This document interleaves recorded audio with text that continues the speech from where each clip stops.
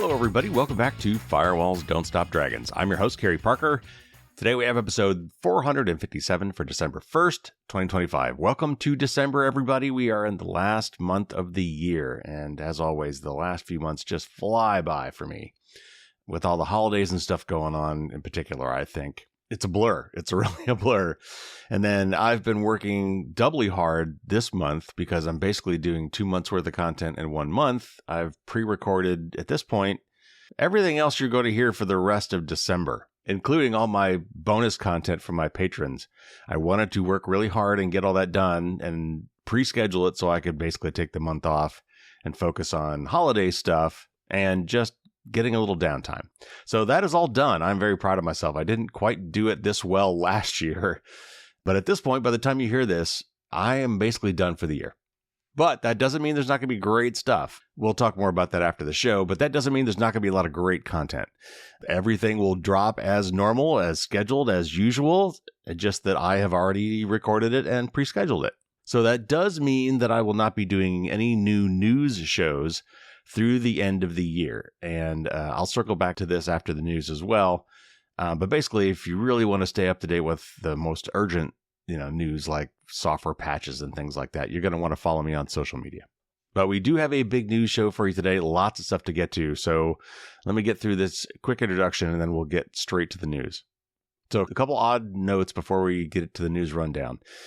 First of all, if you missed last week's episode on the best and worst gifts for 2025 with the wonderful team from Consumer Reports, you really owe it to yourself to go back and listen to that. It was a lot of fun, and there was a lot of great advice in there. Also, Consumer Reports has created a special $10 off discount just for me. If you go to consumerreports.org/FDSD, that will get you there. There's also a link in the show notes. And don't forget that Easy Opt-Outs has also given me a coupon code for my audience, and that's 25% off. Both those will last till the end of the year. Both of these are in the show notes. So a couple of quick notes. First of all, I talked a lot about agentic AI recently and said I wouldn't touch it with a 10-foot pole. I don't want to make that blanket statement. I was really talking about the web browser version of agentic AI, where the browser itself, from like the one, I think it's called Atlas, is dedicated browser for AI and does stuff on your behalf. I would definitely not use that. But I got to thinking after some of these other articles we were talking about that having agentic AI do things for you could make your life a lot better in one certain way. And that is bypassing all the crap that you have to go through now. Think of it like going through the checkout line at big stores now. There, you have to run the gauntlet of all these impulse buys, right? Same thing now with search results and social media. It's just laced with ads and promotions and affiliate links and, trying to find the thing you want and maybe not seeing things that they were not paid and promoted to show you is just irksome. But I got to tell you, that's how they make their money. And so while any agent I assign to do search results or look through my social media feeds and just pull out the stuff that I care about or go to Amazon and buy that one thing, while Google and Facebook and Twitter and Amazon all have their own AI, they are going to fight tooth and nail to prevent any sort of outside AI tools from accessing their content, even if that agent is a fully deputized agent working on your behalf, because it allows your agent to ignore all the stuff that they're trying to get you to buy or whatever. So in my mind, that makes it a really good thing. We'll see how that plays out. That'll be an interesting power struggle between the various big tech titans and all the new AI companies and their tools. But along those lines, it turns out eBay now is opting you in automatically to training their AI on your purchases. And God knows what else. So there's a setting for this. I did want to do a whole article on it, but if you go to the show notes, there's a link there that will jump you right to the eBay setting you can turn off if you have an eBay account.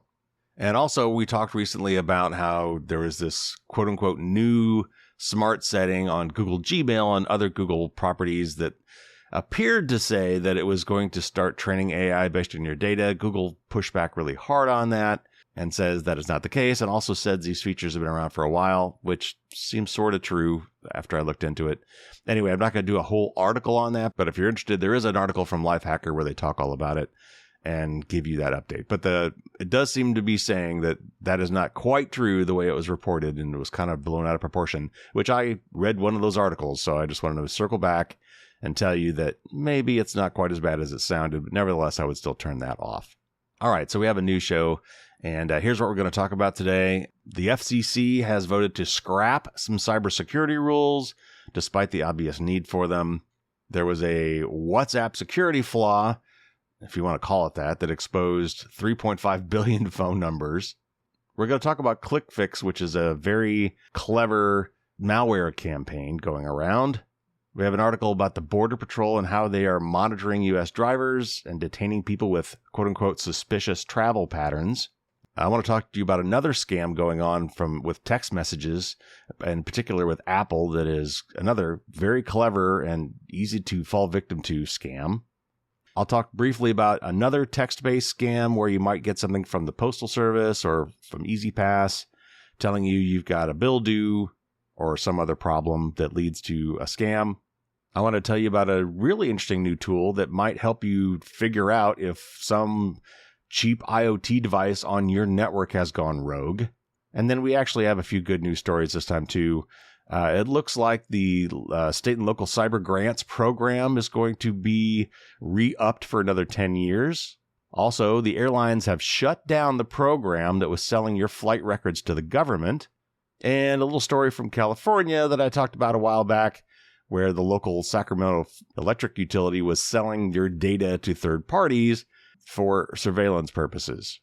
And then finally, even though we had a whole episode last week on the best and worst gifts, I still do have my own blog article on this, and I'm going to give you some of the highlights from that were not covered in the podcast last week. So, a lot to get to. Let's get to it.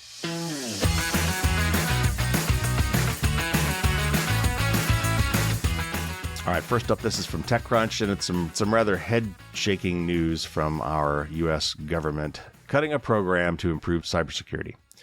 The Federal Communications Commission voted 2-1 along party lines on Thursday to scrap rules that required U.S. phone and internet giants to meet certain minimum cybersecurity requirements.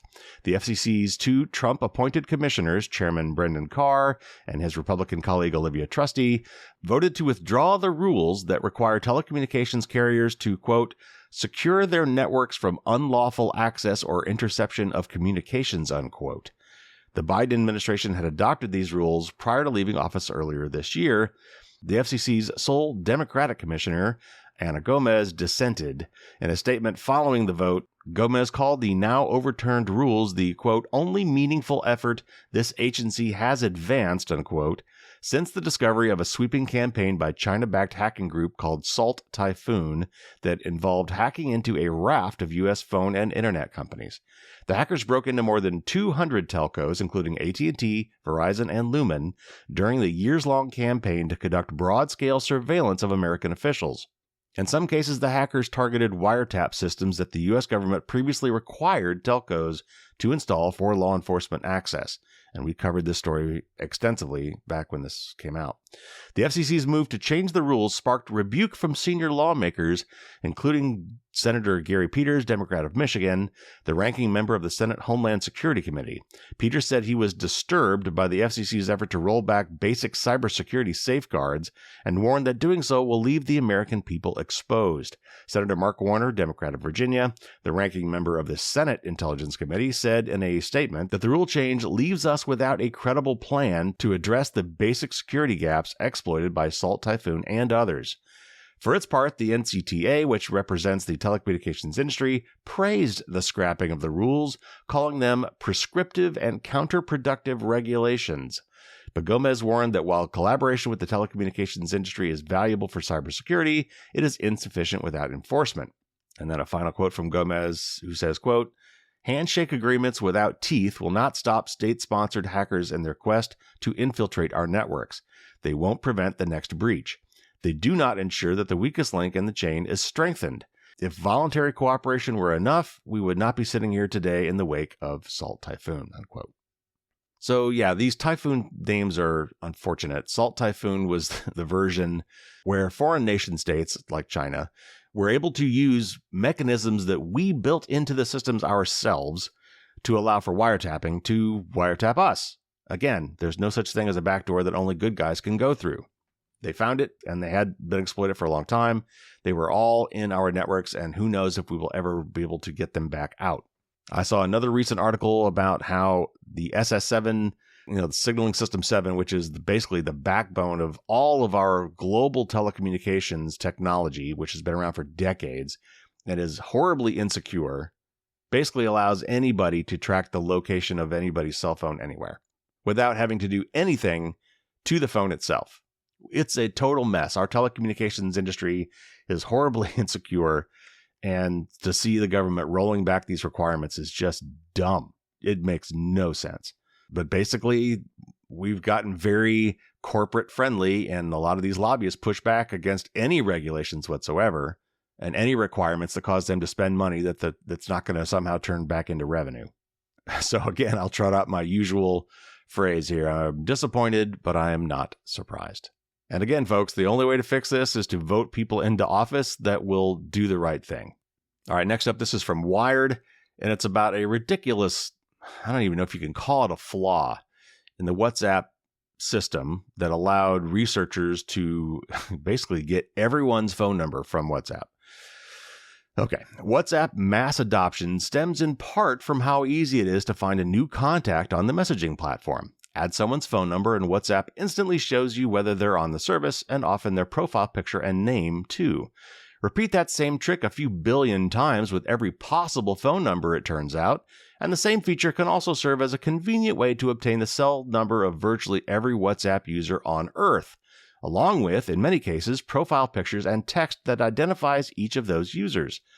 The result is a sprawling exposure of personal information for a significant fraction of the world population. Yeah, no kidding. One group of Austrian researchers have now shown that they were able to use that simple method of checking every possible phone number in WhatsApp's contact discovery to extract 3.5 billion users' phone numbers from the messaging service. For about 57% of those users, they also found that they could access their profile photos, and for another 29%, the text on their profiles. Despite a previous warning from WhatsApp's exposure of this data from a different researcher in 2017, they say, the service's parent company, Meta, or Facebook, still failed to limit the speed or number of contact discovery requests the researchers could make by interacting with WhatsApp's browser-based app, allowing them to check roughly 100 million numbers an hour. The result would be the largest data leak in history had it not been collated as part of a responsibly conducted research study, as the researchers describe it in a paper documenting their findings. And then one quote from a researcher says, "To the best of our knowledge, this marks the most extensive exposure of phone numbers and related user data ever documented," unquote. The researchers say they warned Meta about their findings in April and deleted their copy of the 3.5 billion phone numbers. By October, like many months later, the company had fixed the enumeration problem by enacting a stricter rate-limiting measure that prevents the mass-scale contact discovery method the researchers used. But until then, the data exposure could have been exploited by anyone else using the same scraping technique, adds Max Gunther, another researcher from the university who co-wrote the paper. And Max's quote, "If this could have been retrieved by us super easily, others could have also done the same," unquote. The researchers say they didn't circumvent or even encounter any defenses in collecting the phone numbers, nor is their work the first time that WhatsApp has been warned about its exposure of phone numbers and associated profile data. Fully 8 years ago, in 2017, Dutch researcher Lauren Klotze wrote a blog post pointing out that the phone number enumeration technique was possible and that it could be used to obtain phone numbers, profile photos, and also the times when a user was online.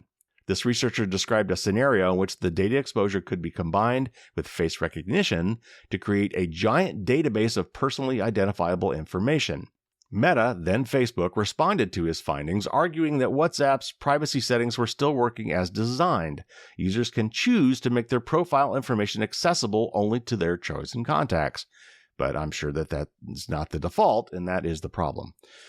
The University of Vienna researchers were able to not only access data similar to the information obtained by Klotze and with their own enumeration method, but take the research further, collecting all 3.5 billion registered WhatsApp phone numbers, far more than the service had in 2017.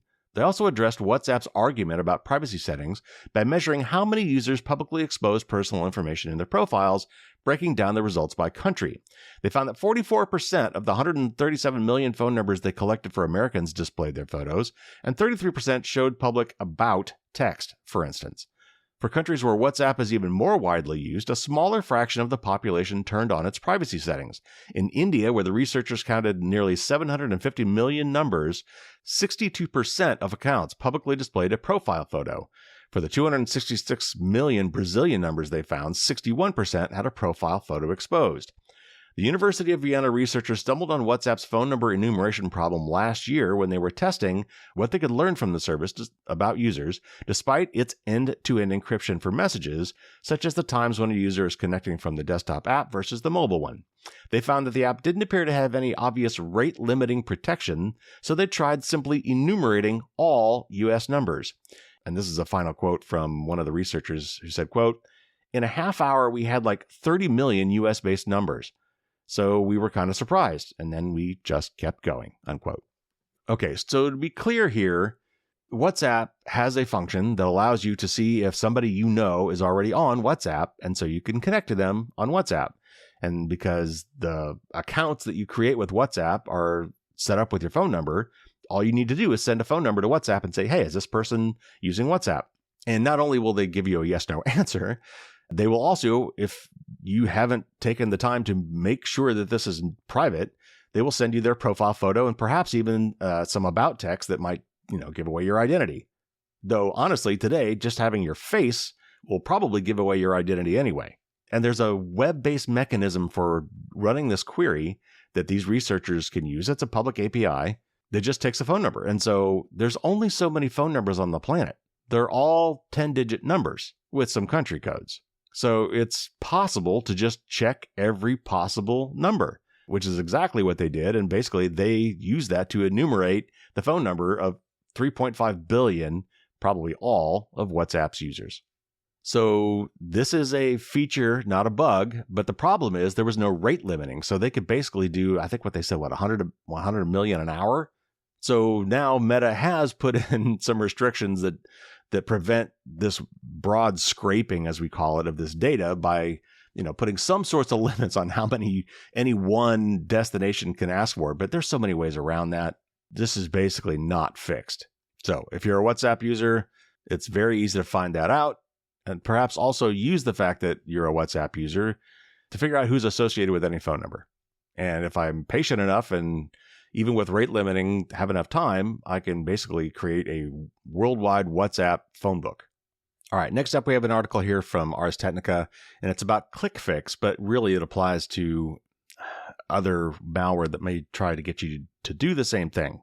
And it's very important. So I'll read this article and then I'll circle back on the broader implications. Over the past year, scammers have ramped up a new way to infect the computers of unsuspecting people. The increasingly common method, which many potential targets have yet to learn of, is quick, bypasses most endpoint protections, and works against both macOS and Windows users.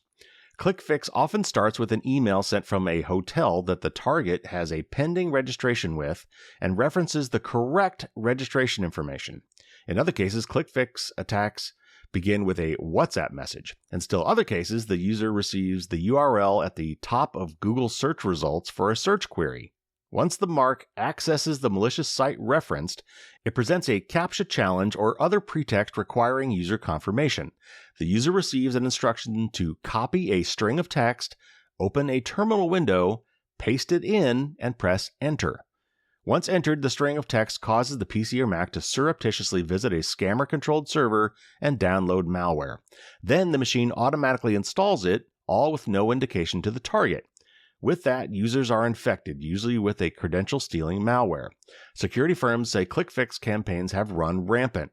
The lack of awareness of the technique, combined with the links also coming from known addresses or search results, and the ability to bypass some endpoint protections are all factors driving the growth.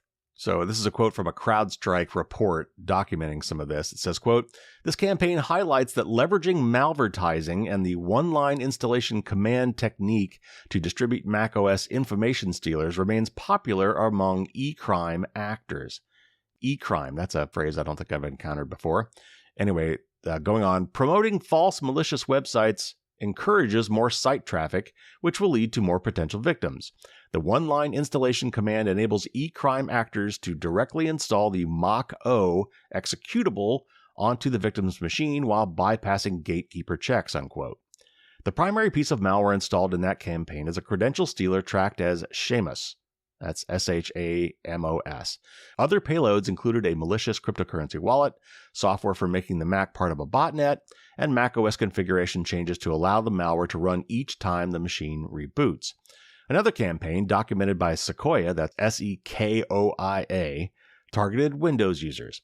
The attackers behind it first compromise a hotel's account for Booking.com or other online travel service. Using the information stored in the compromised accounts, the attackers contact people with pending reservations, an ability that builds immediate trust with many targets who are eager to comply with the instructions lest their stay be canceled. The commands, which are often base 64 encoded, and I'll come back to that in a minute, to make them unreadable to humans, are often copied inside the browser sandbox, a part of most browsers that access the internet in an isolated environment designed to protect devices from malware or harmful scripts. Many security tools are unable to observe and flag these actions as potentially malicious. The attacks can also be effective given the lack of awareness. Many people have learned over the years to be suspicious of links in emails or messengers. In many users' minds, the precaution doesn't extend to sites that instruct them to copy a piece of text and paste it into an unfamiliar window. When the instructions come in emails from a known hotel or at the top of Google search results, targets can be further caught off guard. With many families gathering in the coming weeks for various holiday dinners, ClickFix scams are worth mentioning to those family members who ask for security advice. Microsoft Defender and other endpoint protection programs offer some defenses against these attacks, but they can in some cases be bypassed. That means that for now, awareness is the best countermeasure. Okay, I would tell them this whether they ask for security advice or not.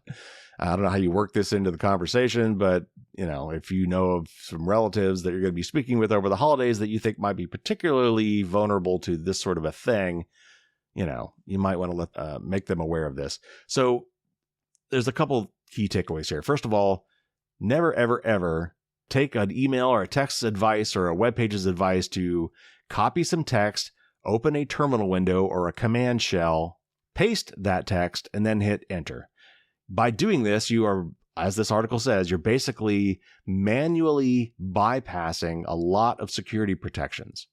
You are instructing your computer to perform an action, in this case, basically install malware, in a way that most modern operating systems currently are not really geared to stop, and they really should be. We've developed over the years this sense of a mark of the web. Like when you download a file from the internet, it is treated differently than a file that you've just copied from a thumb drive or any other file that you created on your computer. It's dirty. It's somehow different. It's got this what we call mark of the web, and that tells your operating system, hey, give this one extra scrutiny. Like, don't just blindly execute code or run a macro or something from this file without at least checking in with the user to make sure it's what they want. Because infected files that you get in an email or download from the internet can have malware in them. And honestly, our operating system vendors really need to upgrade the clipboard to have the mark of the web. Like if this was copied from a web page or from an email or from a text message and pasted into a terminal window, your terminal window should say, wait a minute, are you sure you really want to run this? Where did you get this? Honestly, it should know exactly where that came from. The clipboards, when we copy something and then paste it, that's your clipboard. Anything you copy to your clipboard should have some metadata associated with it that tells where that came from so that we can flag potential attempts to do things you shouldn't be doing. I also said I wanted to talk about base 64 encoding. Base 64 encoding is a way to take binary data and encode it into printable characters, like something you could type on a keyboard. It's been around for a long time. It's actually pretty cool technology and very handy. But in this case, it's used to obfuscate what's going on with these commands, because your terminal window can certainly decode base 64 encoding, but a human looking at it really can't. So again, the bottom line here is if you are presented even by something that looks an email or a web page that looks legit, because in this case, they were able to get some information that would make it look very legitimate, and tells you to copy some text, open up a terminal window or a command prompt, paste that text and hit return, that is a huge red flag. All right, next up, this is a very long article from the AP, the Associated Press. I am just going to read parts of it. There's a lot of detail and anecdotes about people that have been caught up in this program that are very disturbing. I encourage you to read the whole article if you get a chance. I'm just going to kind of give you a flavor of this. So you know that this is going on, and maybe you'll go and read the whole article. By the way, the byline here is shared with Byron Tao, the author of the book Means of Control, who I interviewed, I think, last year. He's done some great work. And this is more of that. So let me read just part of this article from the AP News about a very disturbing surveillance program. The U.S. Border Patrol is monitoring millions of Americans' drivers nationwide in a secretive program to identify and detain people whose travel patterns it deems suspicious, the Associated Press has found. The predictive intelligence program has resulted in people being stopped, searched, and in some cases arrested. A network of cameras scans and records vehicle license plate information, and an algorithm flags vehicles deemed suspicious based on where they came from, where they were going, and which route they took. Federal agents, in turn, may then flag local law enforcement. Suddenly, drivers find themselves pulled over, often for reasons cited such as speeding, failure to signal, the wrong window tint, or even a dangling air freshener blocking the view.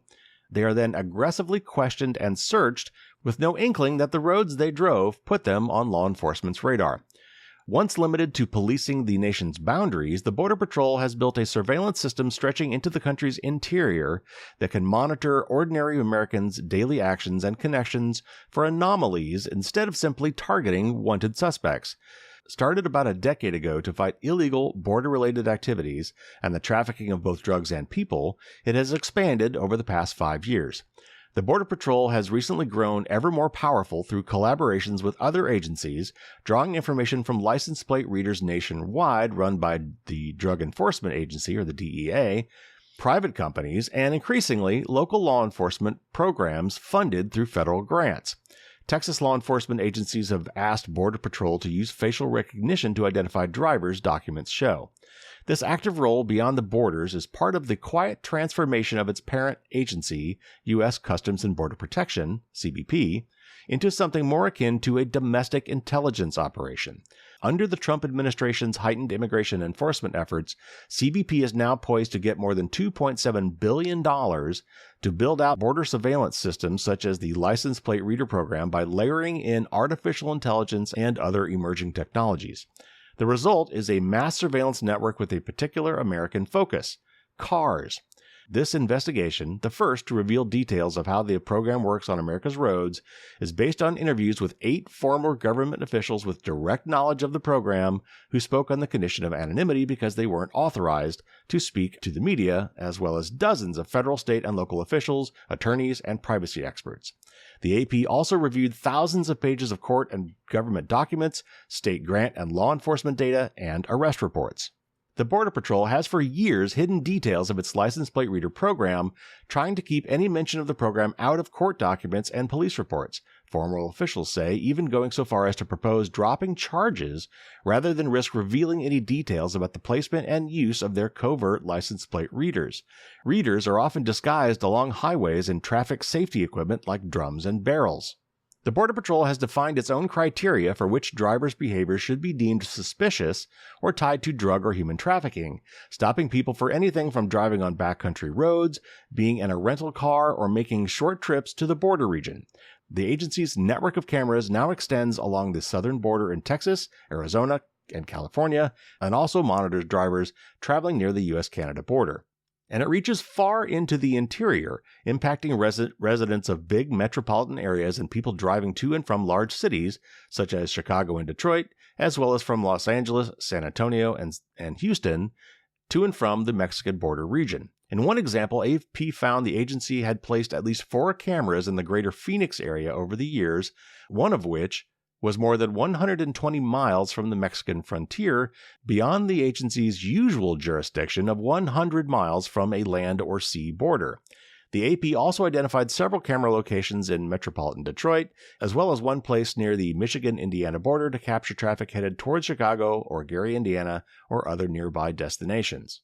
Border Patrol's parent agency, the U.S. Customs and Border Protection, said they use license plate readers to help identify threats and disrupt criminal networks and are, quote, governed by a stringent, multi-layered policy framework, as well as federal law and constitutional protections to ensure the technology is applied responsibly and for clearly defined security purposes. For national security reasons, we do not detail the specific operational applications, unquote. While the U.S. Border Patrol primarily operates within 100 miles of the border, which, by the way, a lot of people don't realize, if you actually do the math, 100 miles from the border with Mexico and the border with Canada and both shores, I think I read somewhere covers like 2/3 of the U.S. population because so many of the biggest cities and populated areas are in those regions. Anyway, so while it normally operates within 100 miles, it is legally allowed, quote, to operate anywhere in the United States, unquote, the agency added. While collecting license plates from cars on public roads has generally been upheld by courts, some legal scholars see the growth of large digital surveillance networks such as the Border Patrol's as raising constitutional concerns. Courts have started to recognize that, quote, large-scale surveillance technology that's capturing everyone and everywhere at every time, unquote, might be unconstitutional under the Fourth Amendment, which protects people from unreasonable searches, says Andrew Ferguson, a law professor at George Washington University. Okay, this goes on for a lot longer, and I'm not going to cover all of that, but it's well worth a read. It's very detailed. It's got some very chilling examples of how this is played out with real people in real circumstances. And yeah, to me, as a non-lawyer, it seems patently obvious that this is an unreasonable search. It's mass surveillance, and that, I think by definition, is unconstitutional under the Fourth Amendment. And we've talked many times on this show about the company Flock, who runs a lot of these automated license plate reader technology networks around the country, both private and for governments. And they are growing like crazy. The whole surveillance state model is becoming extremely lucrative in the United States on U.S. citizens. And it just has to stop. And this is just one more way in which all of that surveillance is, in my view, being abused. All right, let's move on. Next one's from Tech Radar, and it's about a very clever Apple scam. Would you trust an unsolicited caller who claimed to be from Apple if their call lined up with a genuine alert from Apple's own website? That creates a sense of trust, and it's exactly that feeling of authenticity that scammers are exploiting in an active campaign that's targeting Apple users and attempting to steal their account details. For Apple user Eric Morit, this risk was all too real. As detailed in a Medium blog post, Morit received a text message out of the blue that contained a two-factor authentication sign-in code, even though he was not attempting to sign in to any of his accounts. 1 minute later, he received an automated call from Apple that read aloud a two-factor authentication code. Someone was clearly trying to break in. Shortly afterwards, Morit got a call from an Atlanta number. The caller said they were from Apple support, explained that Morit's account was under attack, and said another representative would call him soon.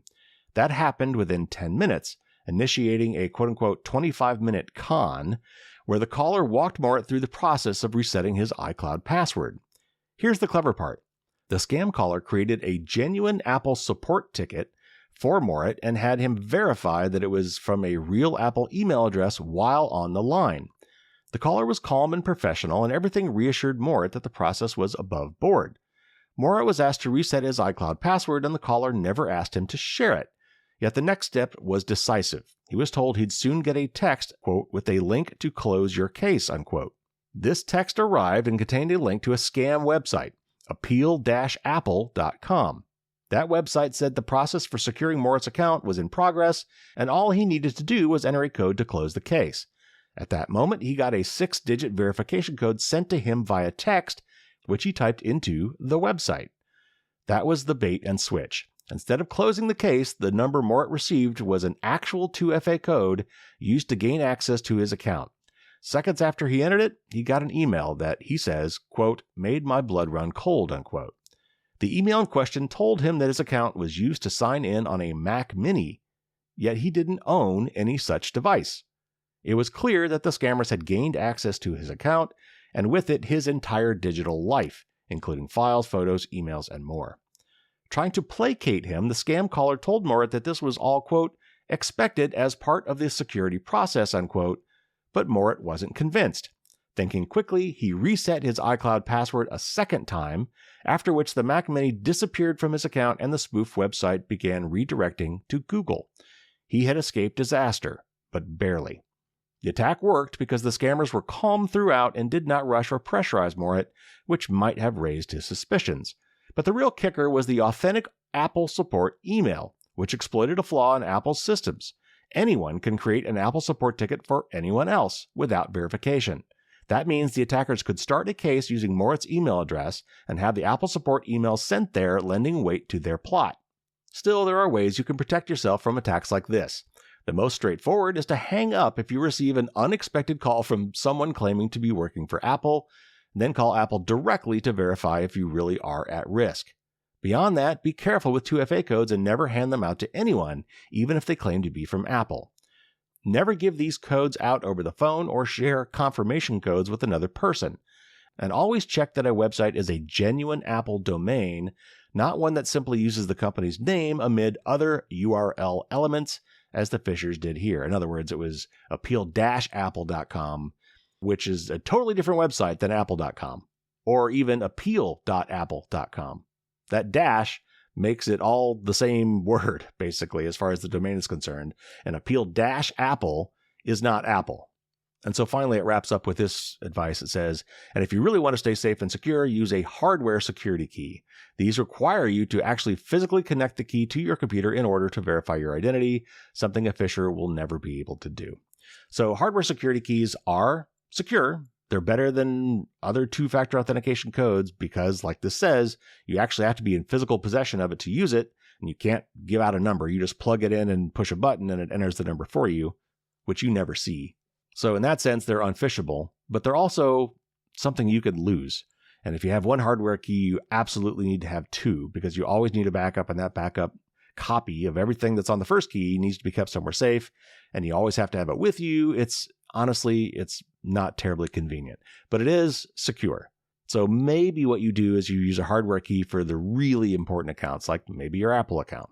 But anyway, this is a very clever scam, and the common thread this one has with some of the other ones we've talked about is that they found a way to bring in a real Apple thing, in this case, a support ticket. They were able to open a support ticket for this person on their behalf using a real Apple service, kind of like in the previous one we talked about, somebody got into booking.com, was able to reference a real reservation that you had with a real reservation number to make it seem legit. A lot of times that's what these scams need. They need some kernel of truth. They need one thing to hook you, to make you believe it's for real. So be very careful. Even though some of these things are in fact real, that was your real reservation number for your booking, that was a real Apple generated trouble ticket, but all the rest of it was a scam built around that one kernel of truth. Okay, one more scam notice, and this is a very short one from Bruce Schneier, who quoted something else. Let me just read this real quick. We'll talk about it, and then we'll move on to some more pleasant news. Okay, Google has filed a complaint in court that details this scam. In a complaint filed Wednesday, the tech giant accused a cybercriminal group in China of selling phishing for dummies kits. The kits help unsavvy fraudsters easily, quote, execute a large-scale phishing campaign, unquote, tricking hordes of unsuspecting people into disclosing sensitive information like passwords, credit card numbers, or banking information, often by impersonating well-known brands, government agencies, or even people the victim knows. These branded Lighthouse kits offer two versions of software depending on whether bad actors want to launch SMS and e-commerce scams. And according to Google, quote, members may subscribe to a weekly, monthly, seasonal, annual, or permanent license. And these kits include hundreds of templates for fake websites, domain setup tools for those fake websites, and other features designed to dupe victims into believing they are entering sensitive information on a legitimate website, unquote. Google's filing said the scams often begin with a text claiming that a toll fee is overdue or a small fee must be paid to re-deliver a package. Other times they appear as ads, sometimes even Google ads, until Google detected and suspended accounts, luring victims by mimicking popular brands. Anyone who clicks will be redirected to a website to input sensitive information. The sites often claim to accept payments from trusted wallets like Google Pay. Okay, so yeah, just another heads up. I got a ton of these toll-based text scams, like apparently from my local toll Easy Pass people saying, hey, you need to pay this toll, or there's a problem with your account, click here. So hopefully our spidey senses are getting better at these things now when we see text messages out of the blue for things like this that doesn't seem quite right. But just a heads up, they're still very popular. There are whole industries like mentioned here that are put in place to help anybody with no technical savvy whatsoever to run some of these campaigns. So everyone's doing it. So be on the lookout. All right, this next one is a really cool tool, and shout out to Stacey Higginbotham for posting this on her social media, which is where I found this. And I think this tool probably is as good and effective as it sounds. I hope it is, but I just love the idea of tools like this. And I hope we can see more things in the future like this, because it's dirt simple and it leverages information that a big company has collected anyway, and they're basically turning around and making it a public service, which I think is great. So let me read this blog article from Gray Noise. We built something new at Gray Noise Labs, and it started with a question we kept hearing. How do I know if my home network has been compromised? It's not a theoretical question. Over the past year, residential proxy networks have exploded and have been turning home internet connections into exit points for other people's traffic. Sometimes folks unknowingly install software that does this in exchange for a few dollars. More often, malware sneaks onto devices, usually via nefarious apps or browser extensions, and quietly turns them into nodes in someone else's infrastructure. We're also seeing the usual seasonal spike in compromised home routers, IoT, and other quote-unquote edge devices. These compromises often fly under the radar. Your internet works fine. Your streaming doesn't buffer. But somewhere in the background, your router is participating in vulnerability scans or brute force attacks against servers around the world. You're not the target, you're the weapon. So we built Gray Noise IP Check. Visit the site with any internet connection, and within seconds you'll know if that IP address has been caught scanning the internet or appears in our database of known business services. No sign-up required, no email collection, just a straightforward answer about what your IP address has been up to. The tool gives you one of a few possible verdicts. The best outcome is clean. Your IP hasn't been observed scanning the internet and doesn't belong to any known service infrastructure. Most residential connections fall into this category, which is exactly what you want. If your IP shows up as malicious or suspicious, that's your cue to investigate. Something on your network is behaving badly. It might be malware on a laptop, a compromised smart TV, or a router that's been conscripted into a botnet.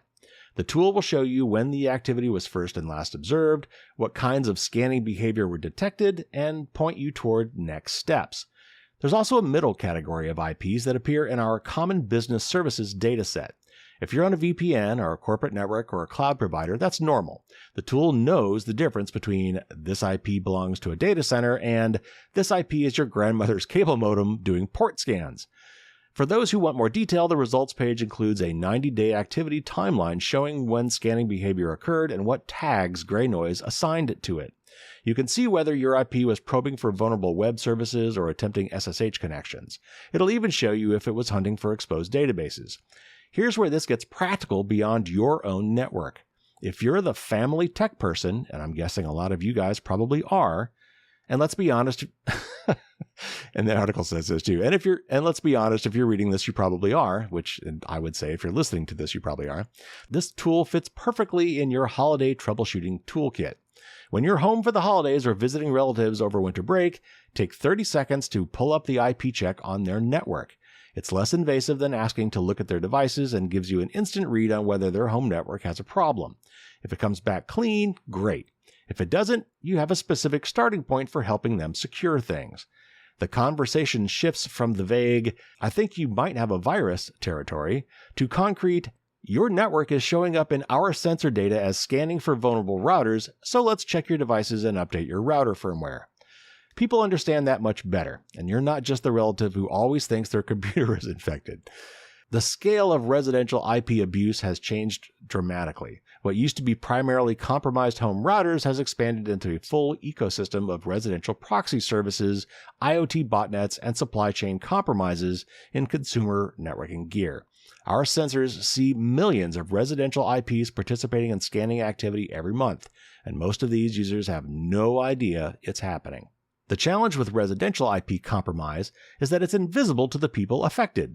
Unlike a loud ransomware attack, a compromised router doesn't announce itself. The internet keeps working. Netflix still streams. Email still arrives. But your IP address is building a reputation, potentially ending up on block lists or triggering security alerts when you try to access certain services. Gray Noise sees this activity because we maintain a global sensor network specifically designed to observe internet background radiation, the scans, probes, and reconnaissance that constantly sweep over every public IP address. We've collected data on billions of IPs over the years, cataloging what they scan for, how they behave, and whether they're real threats or just noise. This tool takes that visibility and makes it accessible to anyone. You don't need to be a security analyst or pay for threat intelligence. You just need to wonder whether your home network is okay. Check your IP address. Check your parents' network when you visit. Check the coffee shop Wi-Fi if you're curious. It takes just a few seconds and could save you from a hidden mess. And if it comes back clean, hey, one less thing to worry about. So visit check.labs.graynoise.io to see what your IP has been up to.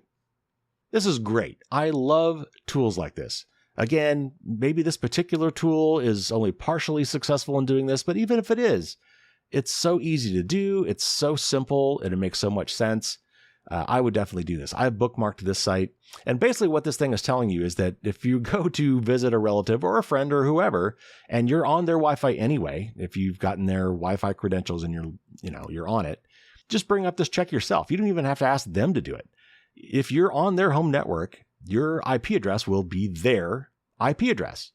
And if their IP address, the one public address for all the devices in their home that's being presented by their router, if any of the devices in that person's home have gone rogue and are doing scans, they've been compromised.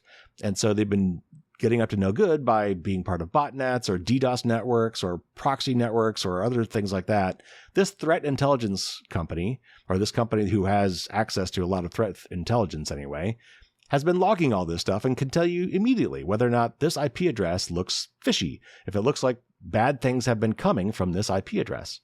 So anyway, I think that's fantastic. So check it out.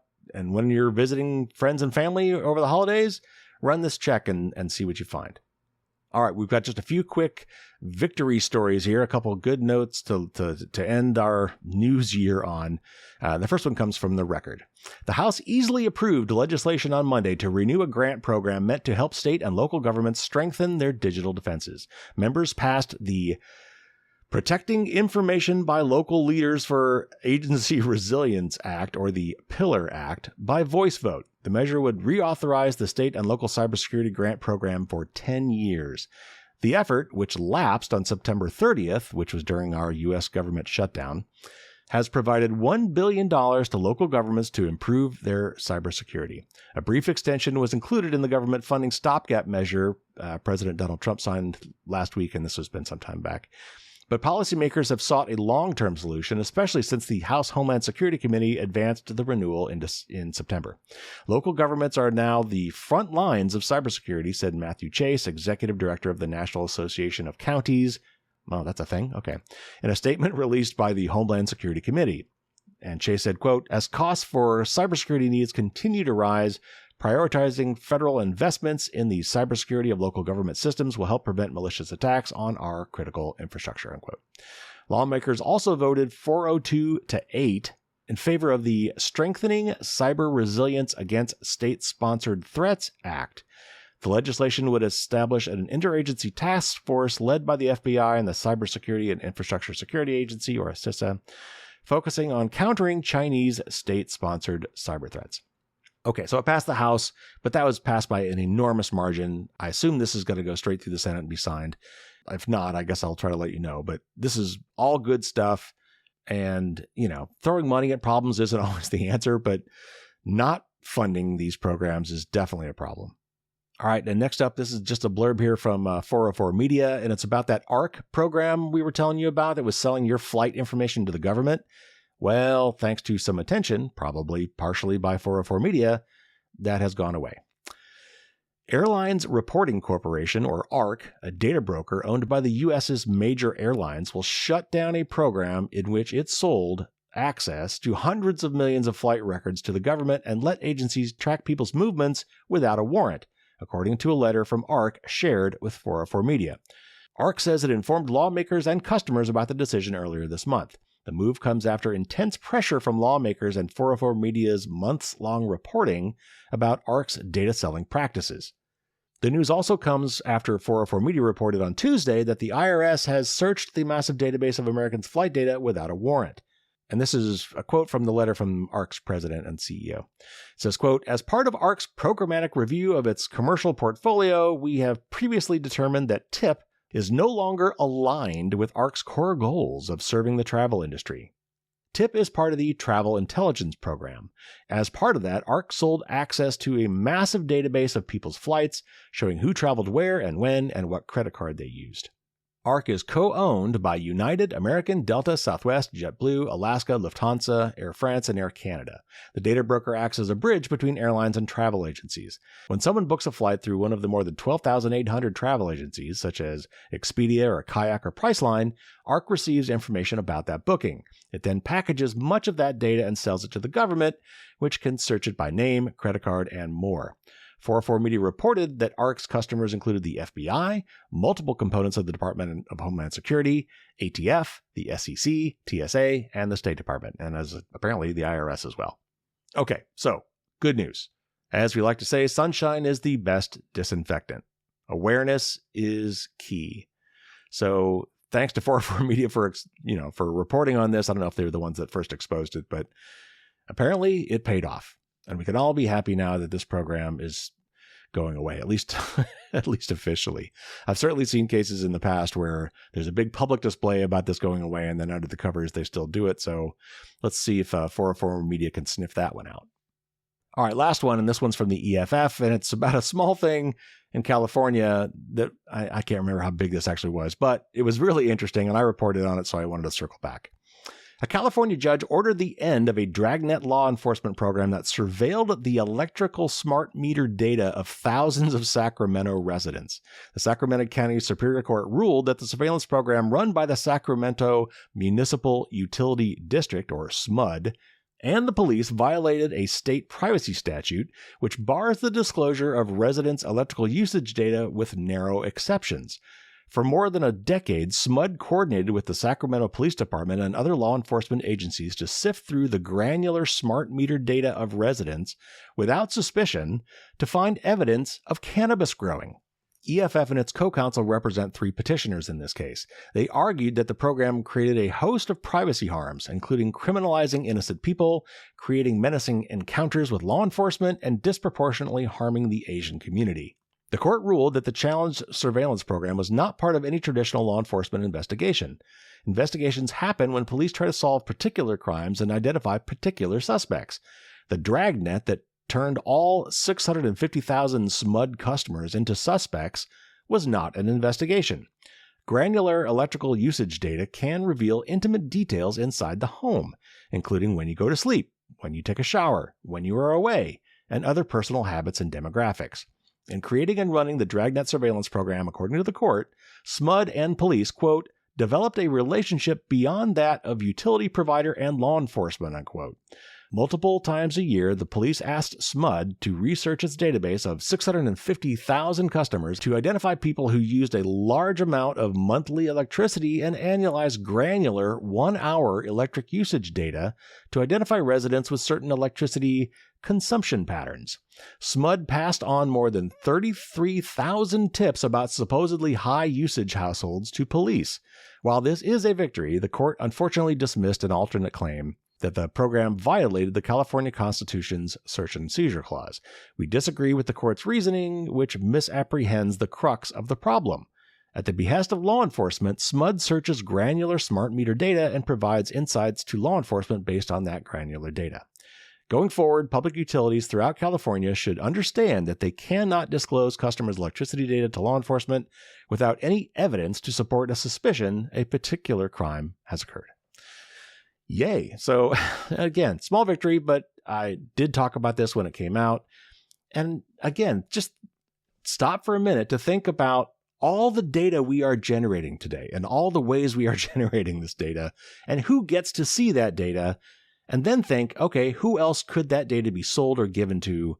Or a lot of times law enforcement or some of these other government agencies just ask and the companies say, okay, like there was no warrant, there was no court order, there was no suspicion. There was, these are all things covered again by the Fourth Amendment or some variations of that, in this case, in the California Constitution. By generating and collecting all of this data, we are setting ourselves up for analysis and mass surveillance in ways that you just wouldn't think about. If you just happen to be somebody who uses a heck of a lot of electricity, for example, in Sacramento, you might get a knock at the door from the cops saying, hey, I want to see what's in your basement to make sure you're not growing weed. And there were several documented cases when we read about this for the first time where people had been falsely accused of that and had to deal with it.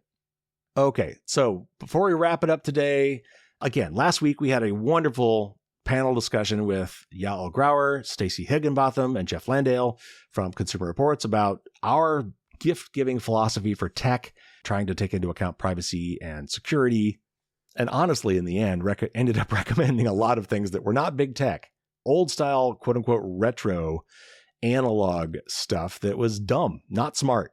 Because smart technologies come with a raft of problems today, including not just security, but privacy, if not both. So we had a lot of great discussions about how to approach buying gifts, and you should definitely listen to that if you haven't. But I still wrote my annual blog article on this with lots of ideas.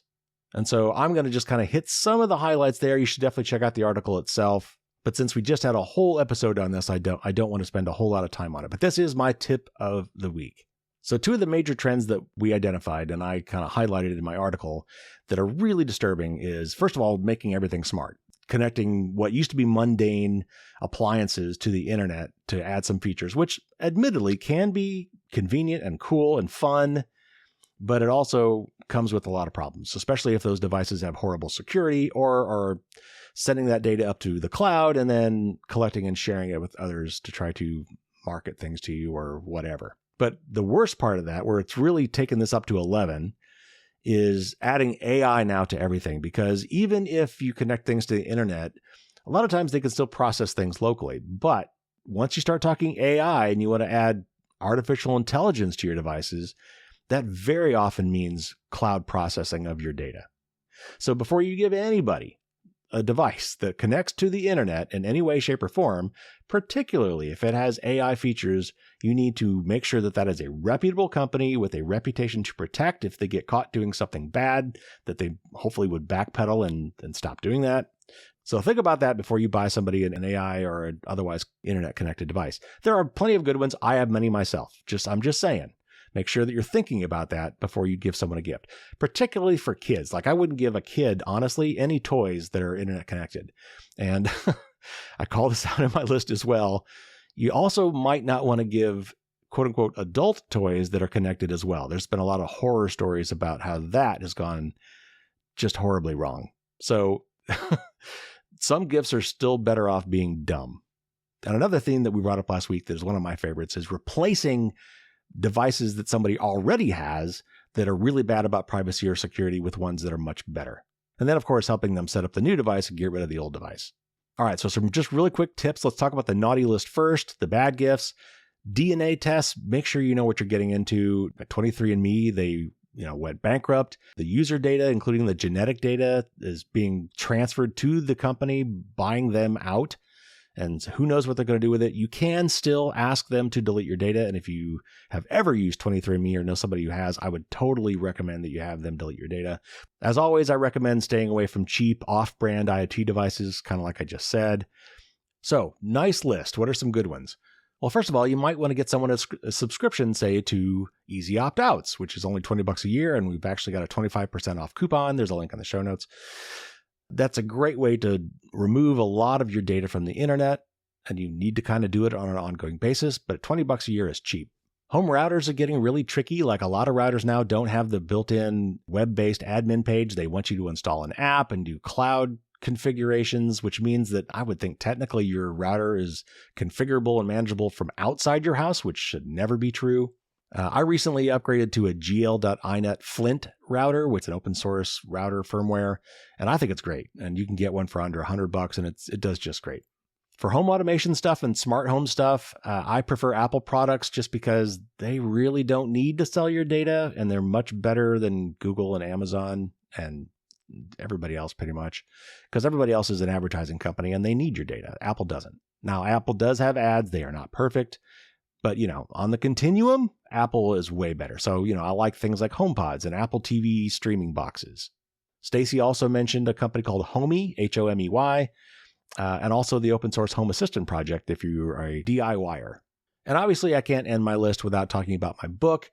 It is 600 pages long and has over 200 tips in it, and it's written for regular, everyday, non-technical people. I tried to make it as fun and interesting as possible, very approachable, very conversational.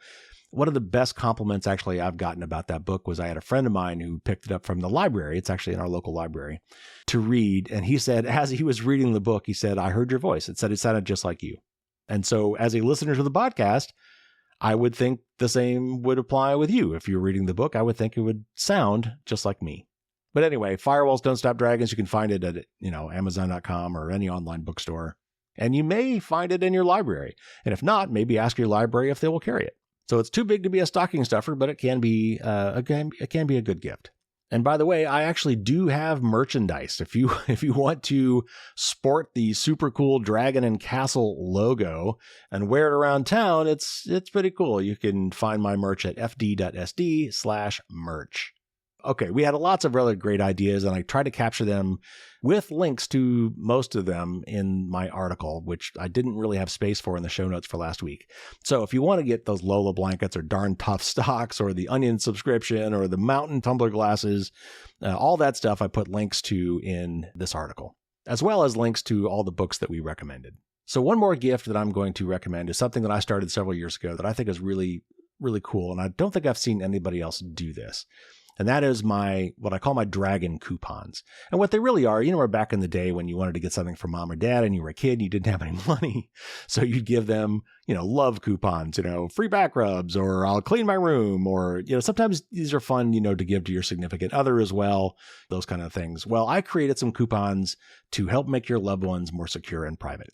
And so the idea being you can download this free PDF file, and every page of this PDF is a coupon at the top and a list of instructions at the bottom.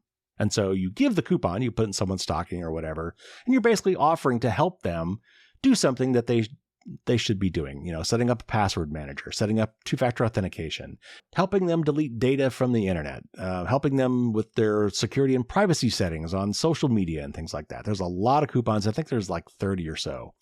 And so you could pick and choose. You can give multiple ones. And also, by the way, if you'd love for someone to do those things for you, if you would like to be the recipient, then you can send those off to somebody and say, "Hey, this is something I'd like to have from you as a gift." So go to fdsd.me/coupons, and you'll find an article that explains this and gives you the link to download that PDF file. It's really important that we all help each other. The more of us that do these things, the better off we will all be, because your security overlaps my security. Your privacy overlaps my privacy. We are all in this together, and we all affect each other. If your privacy or your security is compromised, more than likely the people around you are also going to be compromised. So this isn't just for you. This is for all of us. So my way of trying to help promote that and picking the low-hanging fruit for privacy and security where we can, and there's a lot of low-hanging fruit, is through efforts like these coupons and my book. So go to the article to get a lot more information and lots of links to all the stuff we talked about and much, much more. It's my top article on firewallsdon'tstopdragons.com. So there you have it, the final news and tip of the week for 2025.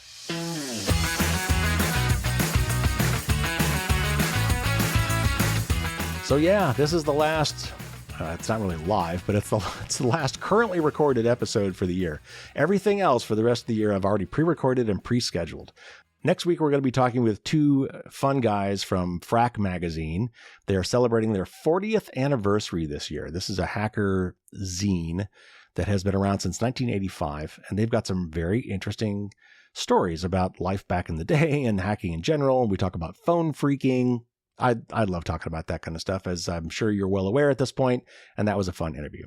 And then after that, we started a series of podcasts that are kind of best ofs. So we've got a best of 2025. And if you've listened all year, these will be some clips from the last year you would have heard, all with fresh introductions by me, like, to set the context, because these are all just snippets of bigger interviews.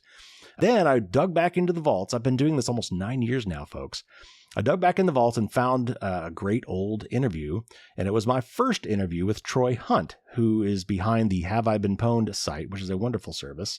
And that was the first time I talked to him. And we talked, of course, about Have I Been Pwned and passwords and data breaches in general. And trust me, it definitely still holds up after all this time. And then after that, we've got the best of my bonus podcast.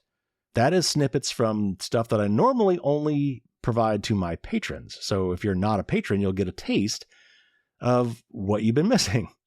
And that will set up, by the way, a new patron promotion that I'll be running through January. So stay tuned for that. But a nice little teaser for that will be the best of the bonus episodes. And that'll come out right before New Year's, actually. So I will not be doing any new news shows for the rest of this year.